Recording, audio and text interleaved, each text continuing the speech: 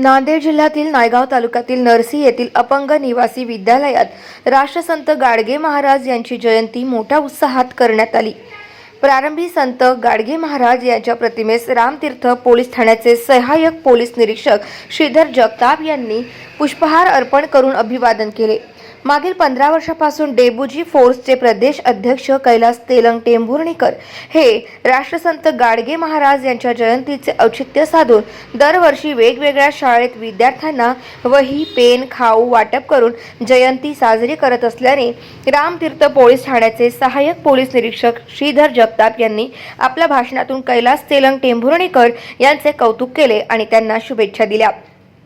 यावेळी शाळेतील विद्यार्थी, शिक्षक, शिक्षिका मोठ्या संख्येने उपस्थित होते।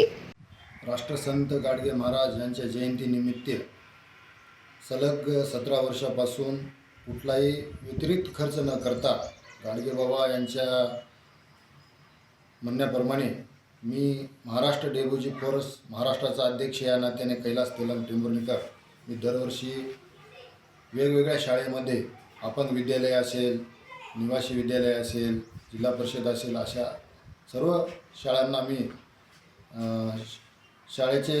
शालेय साहित्य वाटप व खाऊ वाटप दरवर्षी करत असतो। जयंतीच्या निमित्तानं मला सर्व महाराष्ट्रातील जनतेंना व माझ्या समाज बांधवांना विनंती आहे की आपण कुठलाही व्यतिरिक्त खर्च न करता जयंतीच्या दिवशी गोरगरीब विद्यार्थ्यांना शालेय साहित्य असेल, त्यांना मदत असेल हे करून। गाव माझा न्यूज करिता तानाजी शेळगावकर, नांदेड।